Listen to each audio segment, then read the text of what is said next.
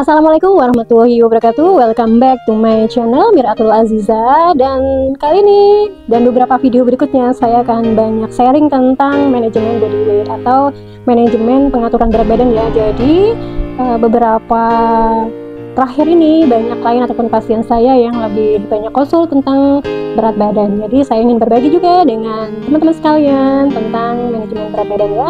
Jangan lupa subscribe, like, dan share postingan ini dan postingan-postingan lainnya ya, agar saya makin bersemangat sharing kepada teman-teman semua. Oke, kita lanjut bahas tentang manajemen berat badan. Jadi sebenarnya sekarang banyak pilihan ya untuk mengatur berat badan seperti apa. Jadi di sini untuk manajemen berat badan bisa menaikkan berat badan untuk yang kurus dan bisa juga menurunkan berat badan bagi yang gemuk. Oke, jadi untuk saat ini saya akan berbagi manajemen berat badan untuk yang gemuk ingin lebih langsing atau slim. Siapa ayo yang pengen? Nah, banyak cara ya untuk menjadi lebih slim, dan kalau saya sendiri merekomendasikan untuk yang lebih sehat, lebih natural. Jadi emang berproses, nggak bisa instan langsung berkilo-kilo, berpuluh kilo dalam sebulan. It's impossible kalau misalnya dengan cara natural. Jadi yang penting konsisten dan disiplin itu kuncinya juga ya, dan tentu dibekali dengan ilmu pengetahuan. Dan mudah-mudahan yang saya sharing ini juga bermanfaat ya buat kalian dalam manajemen berat badan. Well, saat ini saya akan bahas salah satu metode menurunkan berat badan, yaitu dengan puasa. Jadi banyak yang menanyakan kepada saya tentang puasa juga, khususnya intermittent fasting ya. Intermittent fasting ini yaitu suatu metode di mana mengatur konsumsi makanan dalam waktu tertentu. Biasanya ada yang 12 jam, 14 jam, 16 jam, atau bahkan ada yang lebih. Nah, untuk intermittent fasting ini kita masih bisa minum air putih ya. Jadi nggak makan segala makanan dan juga minum minuman berasa, namun masih bisa minum air putih. Jadi itu bedanya dengan puasa yang biasa ya. Jadi maksudnya yang saya sebagai muslim dan teman-teman yang muslim, kita biasanya ada puasa Ramadan ataupun puasa Senin Kemis, puasa sunnah lainnya. Nah, itu juga puasa kita tidak makan dan minum, termasuk minum air putih dari waktu setelah azan subuh sampai dengan maghrib ya. Nah, untuk intermittent fasting ini seperti apa? Setelah ini ya kita bahas. Baik, jadi tentang intermittent fasting ini, jadi misalnya kita ambil 12 jam, berarti contoh dari jam 8 malam terakhir makan, dan tidak makan dari jam 8 sampai dengan jam 8 berikutnya. Jadi jam 8 lebih 1 menit baru mulai makan, konsumsi ya. Nah, itu berlaku juga untuk yang jam 14 jam. Jadi dari jam 8 sampai dengan jam 10. Kalau misalnya 16 jam, berarti dari jam 8 malam sampai dengan jam 12 itu tidak makan, boleh minum. Dan setelah di jam puasa itu berarti kita boleh makan, boleh ngemil, dan tentunya juga tetap yang sehat-sehat ya, karena biasanya intermittent fasting itu salah satunya untuk menurunkan berat badan. Jadi jangan sampai kebablasan juga, yaitu dengan boleh makan apa aja, enggak juga. Jadi tetap kita memanage, mengatur makanan apa yang kita makan, tentunya harus lebih sehat, seimbang, dan bergizi. Jadi misal yang 12 jam itu dari jam 8 malam sampai dengan jam 8 pagi, berarti pagi mulai dengan misalnya sarapan buah ya, apakah itu sebutir apel, terus minum air putih, silakan. Terus berikutnya nanti langsung makan siang jam 12 atau jam 1. Makan siangnya seperti apa? Yaitu makanan komplit ya, ada nasi atau penggantinya, terus nanti ada lauk hewani, apakah itu telur, ikan, ataupun ayam. Bisa 1 porsi ya, 1 porsi sampai 2 porsi boleh. Terus berikutnya nanti ada lauk nabati, tahu atau tempe, dan juga sayur. Paling tidak itu 1 mangkok ya sayurnya, bisa sayur hijau ataupun sayur lainnya. Dan sayurnya pilih juga yang diolah dengan tumis ataupun bening. Jadi kurangi makanan yang bersantan. Terus berikutnya buah. Jangan lupa juga buahnya bisa dipilih dengan buah yang musim saat ini, namun juga pilih juga yang tidak terlalu manis ya.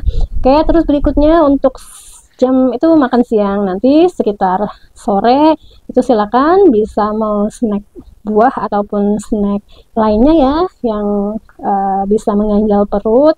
Terus bisa juga dipilih dengan misalnya siomay. Kalau suka siomay bisa dipilih misalnya 6 biji, contohnya kolnya 2, tahunya 2. Terus nanti untuk siomaynya, tepungnya itu 2 biji. Nah, jadi ngurangi tepungnya ya. Jadi jangan semuanya tepung siomay. Terus juga bumbunya secukupnya itu. Terus nanti untuk malamnya bisa makan seperti biasa ya, sebelum jam 8. Nasi kurangi saja, jadi misalnya biasanya 150 gram bisa jadi 100 gram. Untuk yang siang juga nasinya 100 gram cukup sih. Terus berikutnya lauknya sama ya, ada lauk hewani, nabati, sayur, dan juga buah. Minum air putih, jangan lupa sehari minimal 2 liter. Jadi lebih apakah boleh? Boleh banget, silakan ya. Nah, itu untuk gambaran intermittent fasting. Manfaatnya apa sih? Yaitu satu, tentu menurunkan berat badan ya, karena asupan karbohidratnya menurun. Terus berikutnya juga untuk menurunkan resiko penyakit jantung atau meningkatkan kesehatan jantung ya. Jadi dengan konsumsi seperti itu biasanya ini mengurangi asupan-asupan yang berlemak, kolesterol. Nah, makanya catatannya itu nggak boleh pas buka puasa itu makan apa aja, jadi harus tetap diatur juga ya. Manfaat lainnya yaitu mengurangi stres oksidatif, jadi dengan kita berpuasa hormon-hormon stres itu keluar juga, jadi ada manfaatnya juga ya. Dan juga manfaat lainnya yaitu memperbaiki sel-sel di dalam tubuh kita yang rusak. Jadi pada fase tertentu tubuh kita yang berpuasa paling nggak dalam waktu minimal 14 jam itu sel-sel tubuh kita akan ada istilah autofagi. Jadi sel-sel yang rusak itu akan dimakan. Jadi tinggallah sel-sel yang sehat aja. Itulah salah satu manfaatnya. Dan bagi yang beragama muslim untuk hari Senin dan Kamis mungkin bisa diganti dengan puasa sunnah Senin Kamis. Jadi biar tetap dapat pahalanya ya, sama pas Ayyamul Bid tanggal 13, 14, 15 di setiap bulan Islam. Nah, itu juga bisa diganti dengan puasa sunnah. Itu aja ya. Nah, tadi manfaatnya. Terus kekurangannya ada nggak sih? Tentu ada. Jadi memang biasanya masing-masing itu pasti ada positif dan negatifnya. Dan untuk kekurangannya di intermittent fasting ini yaitu adalah satu, tadi ya, kalau misalnya pengontrolan diri kurang baik, jadi pas saat setelah waktu makan tiba itu dia akan makan apa aja, dan justru malah makanan yang dimakan nggak seimbang, jadi malah akan berlebih dan mungkin nggak jadi berat badan turun, malah akan naik ya, dan mungkin juga akan mengikuti peningkatan-peningkatan yang lainnya seperti hormon-hormon dan juga kondisi lain. Itu salah satunya. Yang kedua yaitu kalau misalnya makanan yang kita makan di antara di saat kita buka puasa tidak mencukupi kebutuhan energi ataupun zat gizi lain, maka akan terjadi defisiensi atau kekurangan zat gizi tertentu. Terus kekurangan yang ketiga yaitu mungkin pas di awal-awal ya menjalani intermittent fasting, tentunya mungkin ada proses adaptasi yang nggak biasa puasa, mungkin akan uring-uringan karena prosesnya panjang tidak makan. Nah, itu juga itu salah satu kekurangannya. Dan kalau terjadi kondisi tersebut, kalian bisa bertahap aja, jadi nggak harus yang langsung 16 jam, jadi mulai dengan 10 jam atau mungkin bahkan 8 jam, 10, 12 baru meningkat ya. Nah, terus ada pertanyaan lagi nih, intermittent fasting ini bagus nggak sih kalau dilakukan jangka panjang? Sebenarnya ini personally banget ya, ada yang memang cocok jangka panjang sampai ada pengalaman ya, jadi temen sampai dengan 1 tahun dia so far so good, berat badan juga lebih slim dan dia juga secara hormonal dan lain tidak ada perubahan. Namun ada juga yang memang dia jalan bulan ke-6 nah dia ada seperti merasakan mungkin perubahan di hormonal, kayak mensnya jadi kok agak telat kayak gitu. Jadi kalau telatnya hamil mungkin nggak apa-apa, ini telatnya telat nggak seperti biasanya gitu. Dan ada juga yang baik-baik saja, jadi memang ini personally banget. Silakan sambil kita evaluasi diri sendiri ya kalau misalnya melakukan intermittent fasting. Jadi kalau misalnya ada kondisi yang abnormal, jadi langsung stop dulu aja dan konsulkan dengan dokter ataupun tim medis lainnya ya. Dan berikutnya juga untuk yang kalian muslim mungkin bisa juga dengan menerapkan puasa Daud.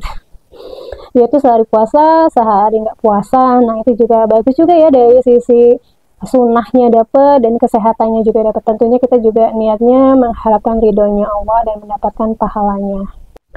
Baik, itu saja dari saya, mudah-mudahan bermanfaat. Kalau ada pertanyaan ataupun yang mau didiskusikan, boleh tinggalkan komen di postingan ini, dan kalian pengen postingan apa, kalian juga bisa kasih catatan ya di video ini, dan jangan lupa subscribe, like, dan share info ini. Sampai jumpa di video berikutnya. Assalamualaikum warahmatullahi wabarakatuh. See ya.